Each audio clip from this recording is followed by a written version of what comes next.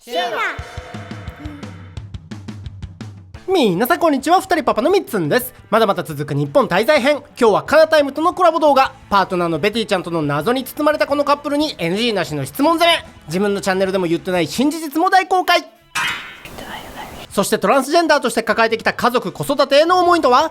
ベティちゃんが語った2つのリングの意味とは。最後までお見逃しなく。それでは行きましょう。二人パパの謎に包まれたカップルへぶつける NG なしの質問コーナー。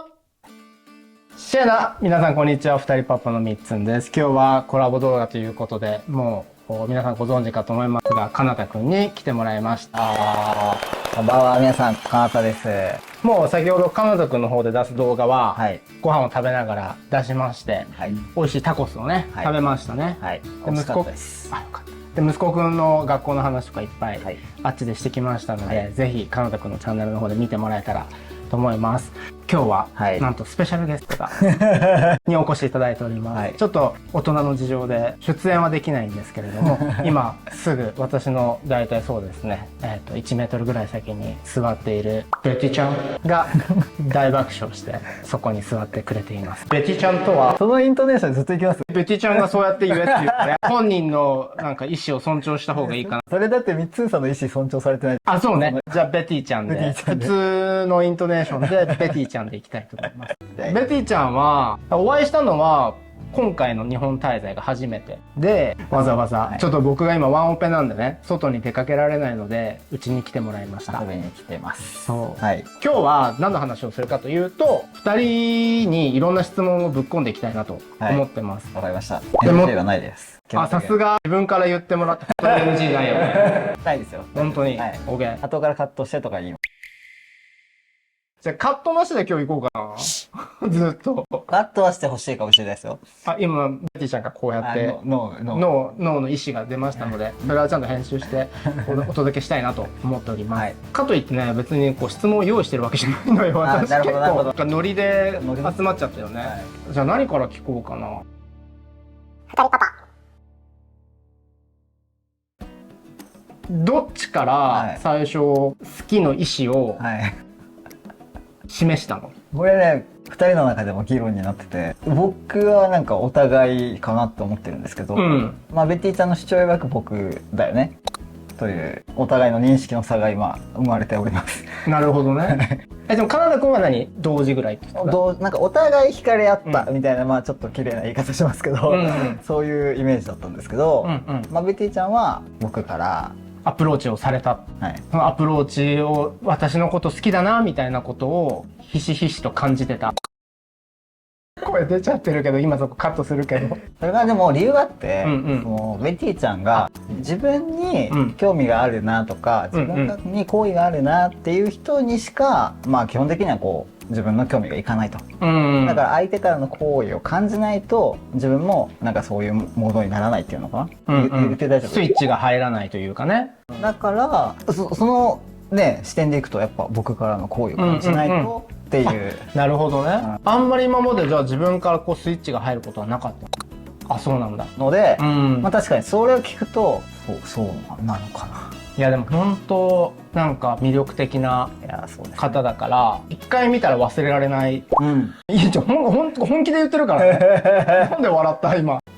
ありがとうございますって言ってます。そうかそうか、手話をね。手話もね、うちの母と話してるので、今手話で話してますよね。やばいって言ってます。やばい？やばい。あれやばいなんだ。やばいなんですよね。お、なるほど。それだけ知ってんの？なるほど。で今どれぐらいだっけ？そのお互いの行為を確認したぐらいな。で、なんだろう。まあじゃあ今日から付き合いますって言ってからは今8ヶ月ぐらい。付き合いましょうみたいななんだろう。すっげえこむしちゃう。100って言ってめっちゃ8ヶ月ってことは前回のコラボ動画を撮った時があの時ちょっとでも好きな子いるみたいな話だったんだっけ？あの時は、まあ、お互い自分の気持ちを確認しつつまだパートナーとしての言葉の認識はしてないみたいな。僕の誕生日まではちょっと待ってほしいっていう話があって。あの誕生日の、あの誕生日の動画はまあここら辺多分今サムネ出てると思うので見てもらって、あれでまあ告白をっていうところで、ここからがお付き合いなので、まあ8ヶ月ぐらいかなっていう。で今一緒に住んでんだっけ？言ってないよね。はいはい、今そうですね、今一緒に住んでますね。そう言ってなかったの？言ってないです。NG なしなんでね。 NG なしなんでね。もうこれはもう編集しません。じゃあ2人で住んで一緒に住むのが、なんで人と住むの結構久しぶりじゃない？そうなんですよ。だから人と住むってやっぱいろいろ意識をちゃんとすり合わせないとダメなことなんだなっていうのは、なんかその察してよとかっていうのはもうダメだなと思います。確かにちゃんと口に出してね、口に出してぶつかってもいいからお互い話すべきものなんだなっていうのは思いました。それさ、得意な人とさ、ちょっとこう苦手な人っているじゃない、どっちがどっちとかあった？それとも両方とも得意だった？いや、僕は得意じゃないです。ベティちゃんは得意な方だと思ってます。そうだよね。だからでも僕もやっぱ言わなきゃって思うから、これが嫌だとかこれが不快だとか、この状態が嫌だって自分の嫌だをまず伝えることしかできなくて、僕はどうしてほしいというよりかは自分が不快、自分が嫌だっていうことしか伝えられなくて、それだとぶつかるじゃないですか。その文句だけに聞こえちゃうよね。だからそこをちゃんともうちょっと言語化してっていうので、お互い的確な話し合って、別にぶつかった時ももちろんありますけど、そこからちゃんと話し合いをして、こういうことだよね、これが嫌なんだよね、じゃあこうしよう。ベティちゃんの前のお付き合いされてた方との関係性とかがちょっと出てて、で二人パパなんかちょっとこの撮影前にさ、ベティちゃんの前のお付き合いされてた方との関係性とかがちょっと出てて、二人パパチャンネル見ててくださったみたいで、割とリカさんとベティちゃんの元の方が似てる。でベティちゃんは割と僕にも似てる共通の部分があるみたいな話をちょっとさっきしてたの。で今すごいそれを思い出した。なんかはっきり言ってみたいな感じで言っちゃう僕。言うよね。だからもっとはっきり言ってっていうか、何がダメで何が OK かが教えてほしいみたいなっていうのを僕もリカによく言ってた気がする。いいよ、一回いいよ喋って。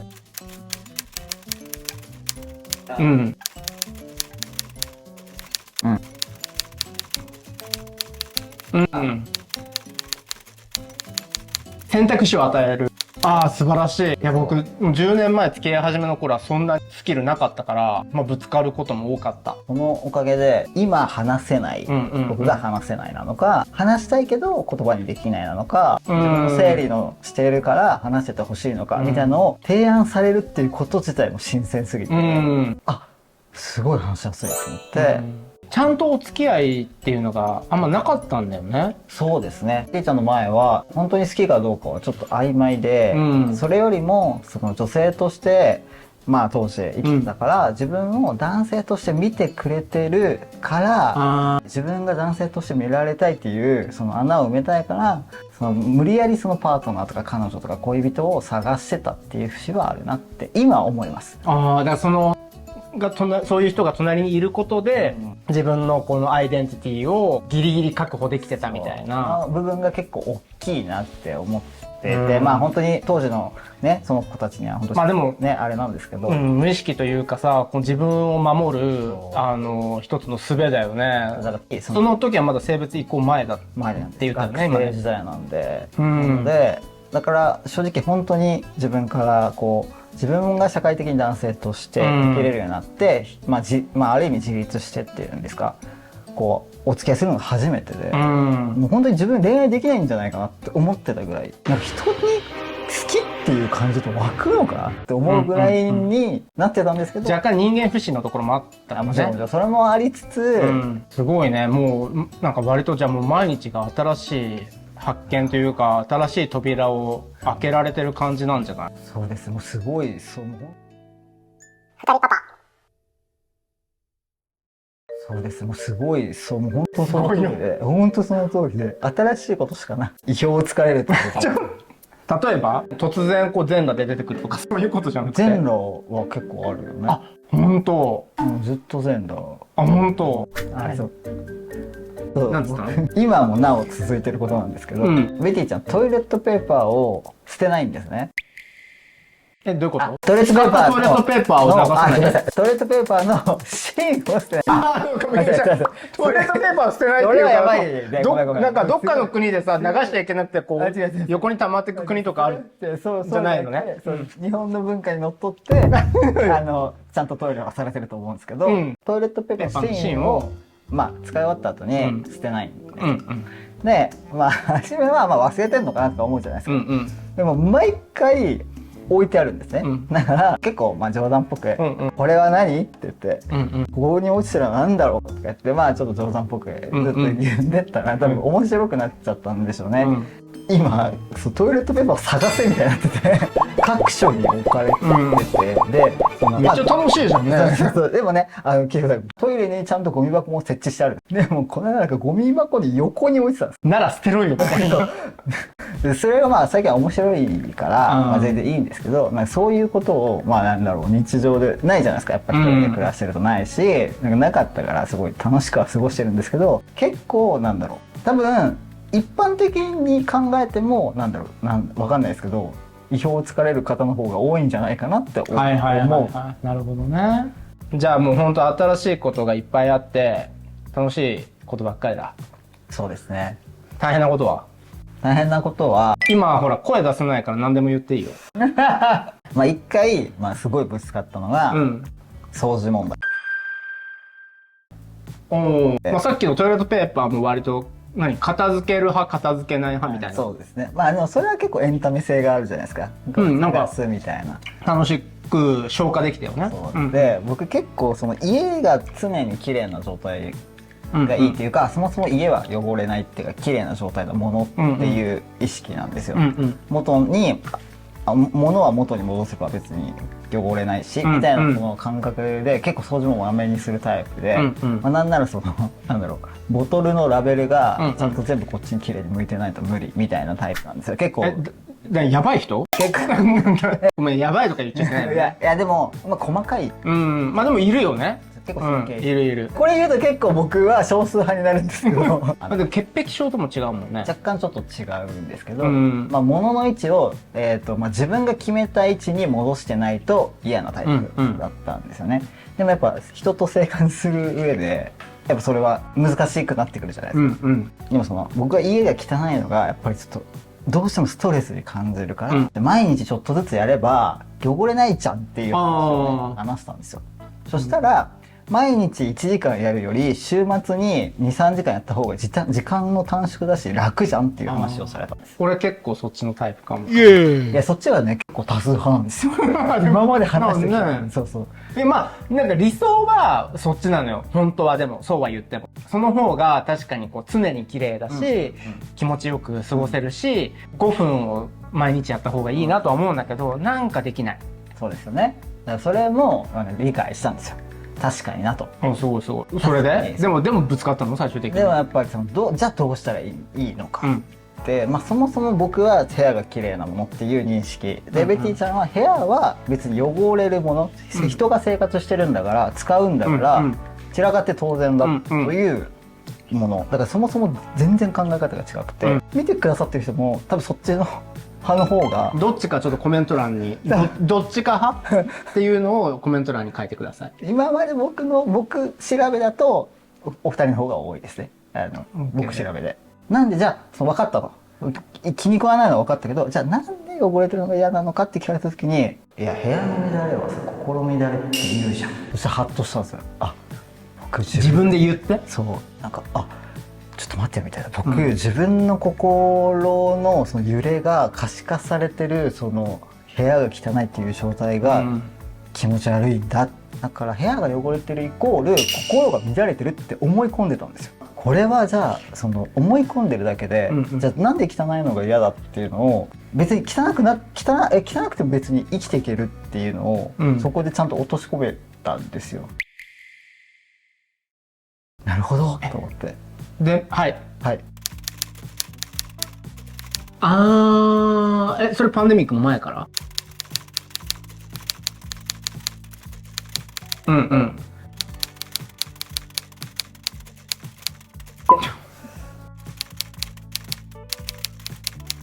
手を洗えよと。そう僕のその衛生観念としては、うん、確かにそこはガバガバだったし、それは人と会わないから。それはね、一人暮らししてた時、うん、そこもちゃんと分かりましたって言って、うんうんうん、洗って、うんうん、うがいもちゃんとして帰ってきたら除菌ティッシュで携帯を拭くとか、うんうんうん、除菌ティッシュを常に持ち歩くとか言われて、確かにと思って、うん、見習ってます今は。まあそうなのね。ぶつかった感じではないよね。でもそしたらぶつかったというか、やっぱすり合わせ、最初に言ったみたいな、そうですね、すり合わせをちゃんとこう2人のペースでやってる感じはするかな。うちは割と僕がベティちゃんタイプだからはっきり言っちゃうタイプだし、それをまあ受け止めてくれるから、うちはなんとか成立してて、で向こうはほのめかしてくるんだよね、やってほしいこととかめっちゃ同じタイプ。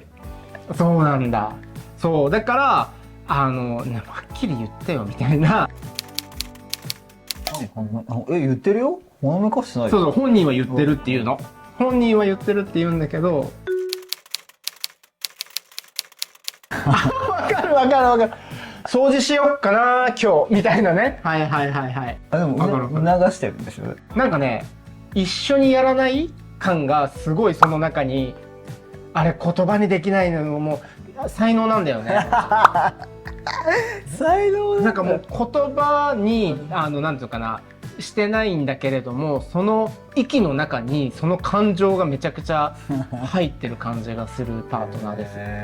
あとさ、はい、2つぐらい聞きたいんだけど、はいはいはい、まあ NG なしって言って、はいはいはい、2人パパ言いたくなかったら言わなくていいんだよね、はい、もちろん。2つ同時に聞くんだけど、はいはい、戸籍上2人結婚できるじゃん。できます。うち2人パパ、家族同性カップルで子供育ててるから、2人は子供欲しいとか考えてるかなと思って、うんうん、そこら辺をちょっと突っ込みたいんだけど、はい、ベジーちゃんこれも聞いて大丈夫？はい、はい、僕も大丈夫です。はいはいはい、僕はそうですね、考えてます。欲しいなとは思います。結婚も子供もしたいなと思うし、子供も欲しいなとは思いますけど。ごめん、なんか急にプロポーズみたいになってなかった？大丈夫？ごめん、こんなとこで公開プロポーズみたいになっちゃったけど大丈夫？まだ今じゃないし、いつかどうかは分かんないけどってことだしね。気持ちはあります。それぐらいこう真剣な、はい、思ってますというのは伝えておきますけど。でも子供も欲しい。そうですね、なんかでもそのちょっと難しいところで、その僕は、戸籍を変更してるっていうことは、イコールその自分の生殖機能はないんですよ、日本の今の出場権があるので。なのでその自分の遺伝子を残すっていう言い方にはなるんですけど、その方法は今もうないんですよね。だからやっぱりそのパートナーとしっかり相談しなきゃいけないことだから、なんかもう一人で欲しいって言っても叶わない。もちろんそうなんですけど、ちゃんと話さないよりちゃんと話さなきゃいけないことなのかなとかは思ってますね。ちょっと質問聞いといてなんだけど、まだ8ヶ月だしそんな早いとは思うんだけど聞いといてなんだけどベッティちゃん的にはどうなんですか？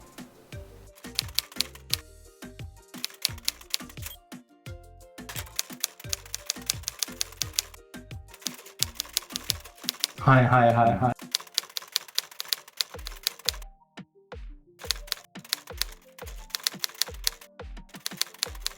おお、そうね。はい、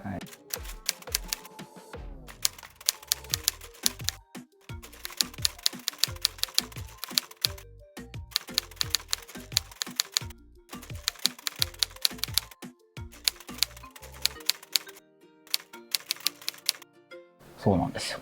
なんか嬉しかったですね。なんか一緒に育てたいっていうか。じゃあ提供もした上でコーペアレンツというか、一緒にこう育てていく感じ？なんか一緒に見守る一員になりたいみたいな感じで言ってくれる人がいるんだ。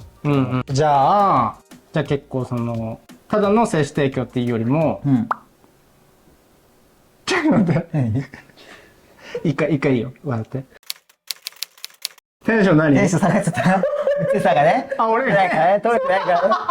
取れてなかったからね。もうちょっとテンション下がる。確かに、ありがと確かに。う。ありがとう。確かにね、テンションがね。めっちゃそう、結構出ちゃうんだよね。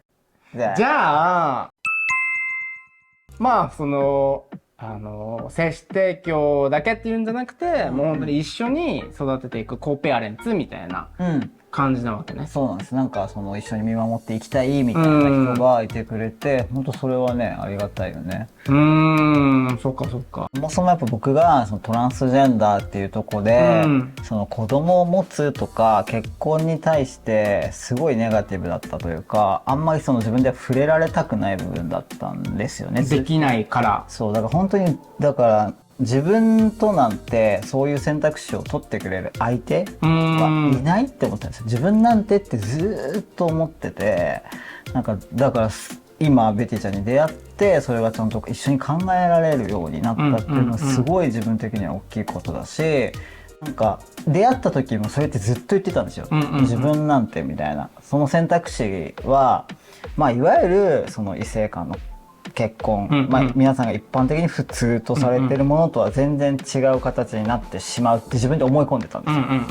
で、自分はハンデをね、自分と付き合うことでハンデがあるって僕自身自分で思い込んでたし、そう思ってるだろうなって思ってたんですよ、相手に対して。でもそうじゃないよって、それは違くないっていう話をもうずっと話してくれてて、でもそれでも自分で落とし込めなかったんですね。やっぱ自分に自信なくて。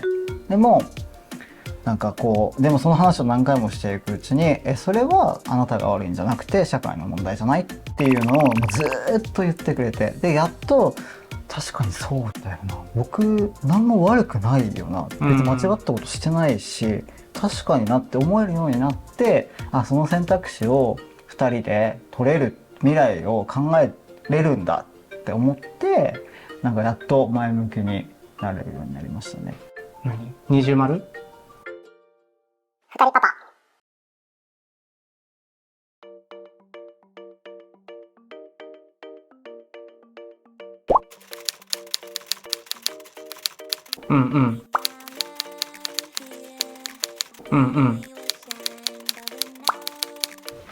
重なってる部分があるってこと？そこにいたよね。